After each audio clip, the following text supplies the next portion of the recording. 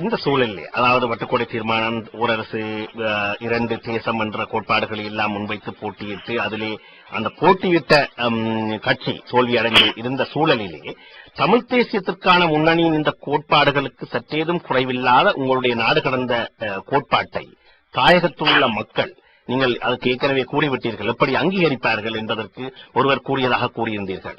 அந்த மக்கள், பெருமளவிலான மக்கள் இந்த கோட்பாட்டை அங்கீகரிப்பார்கள் என்று நினைக்கிறீர்களா? என்றால் புலம்பெயர் சமூகத்திலேயே நாடு கடந்த அரசு கோட்பாடு நாடு கடந்த அரசு கோட்பாடு பல்வேறு சவாலை எதிர்கொண்டு வருகிறது, பல்வேறு முரண்பாடுகளை எதிர்கொண்டு வருகிறது.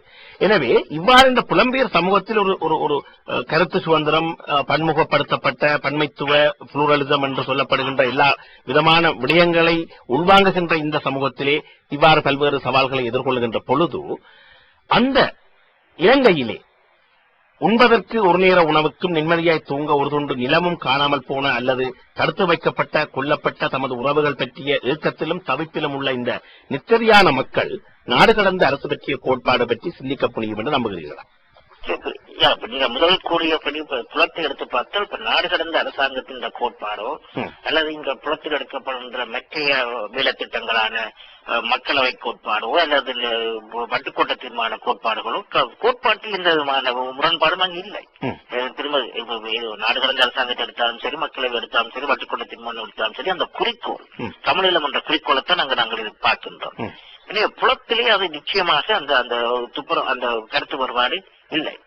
அடுத்ததாக நீங்க கூறிய தாயகத்தில் நான் போன என்னுடைய முதல் பயில் சொன்ன மாதிரி நீங்களும் அந்த கேள்வியில் போட்டிருக்க தாயகத்தில் அங்கு மக்களுக்கு அங்கு ஒன்று அரசியல் வழி இல்லை, அதே பிரையாரிட்டிஸும் எப்பொழுது வித்தியாசமா இருக்கின்றது. என்றாலும் போரினால் பாதிக்கப்பட்ட மக்கள், நீங்க கூறியபடி உணவின்றி படுத்த இடமின்றி இருக்கின்ற மக்கள், எனவே அவர்கள் எதை முன்வைப்பது என்ற நிலையில் அங்கு இருக்கின்றார்கள்.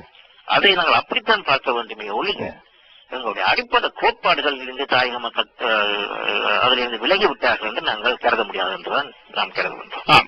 பல்வேறு இறுதியாக முடிவுக்கு நாங்கள் வருகின்ற நேரத்திலே பல்வேறு நாடுகளுடைய விடுதலை போராட்டங்களோ அல்லது பல்வேறு விதமான நடைமுறை சாத்தியப்பாடான விடயங்களிலோ கோட்பாட்டுக்கு நடைமுறைக்கும் உள்ள முரண்பாடுகளால் பல தோல்விகளை பல நாடுகளும் இலங்கை உட்பட எங்களுடைய போராட்டம் உட்பட பல்வேறு விடயங்களிலே நடைமுறைகளை நாங்கள் அவதானித்திருக்கின்றோம், அனுபவங்களை அவதானித்திருக்கின்றோம். எனவே இந்த கோட்பாடுகளை நீங்கள் இறுகப்பற்றிக் கொண்டு இருக்கின்ற பொழுது அங்கே தாயகத்திலே மக்களுடைய நிலை மிக மோசமாக இருக்கின்றது. எனவே இந்த நாடு கடந்த அரசு நீங்கள்தான் ஏற்கனவே கூறியிருந்தீர்கள் பிரையாரிட்டிஸ் என்று சொல்லி, அவர்கள் அதற்காக வாக்களித்திருக்கலாம், இவர்களுக்கு வாக்களித்தாமல் வேற மற்றவர்களுக்கு வாக்களித்திருக்கலாம். எனவே அந்த மக்களுடைய பிரையாரிட்டிஸ் என்று சொல்லப்படுகின்ற முதலாவது தங்களுடைய வாழ்வாதாரம், தங்களுடைய பாதுகாப்பு, தங்களுடைய இருப்பு என்ற விடயங்களிலே இந்த நாடு கடந்த அரசினுடைய நடைமுறை சாத்தியமான வேலைப்பாடுகள் என்னவாக இருக்க போகிறது?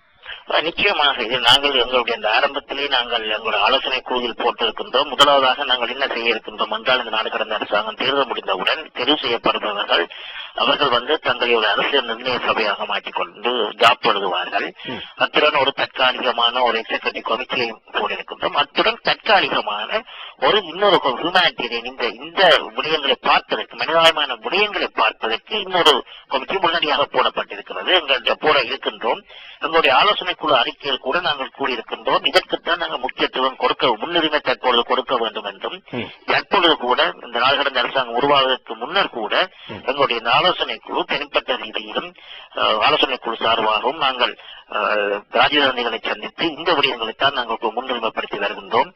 பீட்டர் ஷாக், அந்த ஆலோசனை குழு இருக்கின்ற பீட்டர் ஷாக் அந்த தடுப்பு முகாமில் உள்ள சிறுவர்கள் விடயமாக ஒரு வேலை திட்டம் எடுத்து செய்து வருகின்றார். அவருடைய பெயர்களை எல்லாம் திரட்டி மனித உரிமை அமைப்புகளுடனும் நாங்களும் சந்திக்கின்ற எல்லா ராஜீவ்காந்திகளுடனும் நாங்கள் எங்களுடைய போராளிகளை பற்றி 12,000 போராளிகள் அவர்களுடைய நிலையை பற்றி, அவர்கள் இருக்கிறார்களா இல்லையா, சித்திரவதைக்கிறார்களா இல்லையா, அதற்கு சட்டத்தரணிகளை பார்க்கலாம், ஐசிஆர்சி இப்படியான விடயங்களை நாங்கள் இப்பொழுதே நாங்கள் கைத்துக் கொண்டு வருகின்றோம். இப்போது ஓரளவுக்கு அம்னஸ்டி இன்டர்நேஷனல் கூட அண்மையில் போராளிகள் குறித்து அறிக்கையை ஒட்டி வருகின்றார்கள். எனவே நாங்கள் நிச்சயமாக இந்த அடிப்படை உடனடி தேவைகளுக்கு நிச்சயமாக நாடு கடந்த அரசாங்கம் அந்த கவனத்தை செலுத்தும். மற்ற இன்னொன்று கூட இப்ப நாடு கடந்த அரசாங்கம் இன்றைக்கு நாங்கள் இதால் இப்படி செய்வதால் நாடு கடந்த அரசாங்கம் ஓரளவுக்கு அந்த தாயகத்திலும் ஓரளவுக்கு ஒரு அரசியல் வழி திறக்கிறதுக்கு அவர்களுக்கு ஒரு பிரஷர் பாயிண்டாகவும் இருக்கும். ம். எனவே இப்ப அப்படி திறக்கும் பொழுது தாயக மக்களும் நாங்களும் ஒன்றாக சேர்ந்து பயணிக்கக்கூடிய ஒரு சூழ்நிலையும் உண்டாகத்தான் நாங்க கருதுகின்றேன்.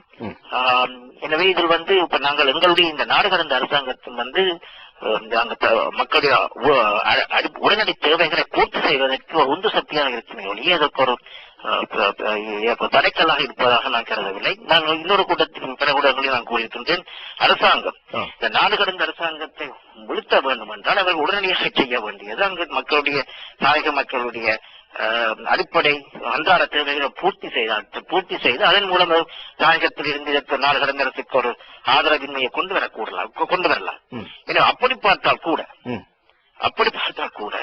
இந்த நாடு கடந்த அரசாங்கம் அங்கு மக்களுக்கு ஒரு முடிவை மக்களுடைய அடிப்படை தேவைகளை செய்வதற்கு ஒரு பாசிட்டிவான ஒரு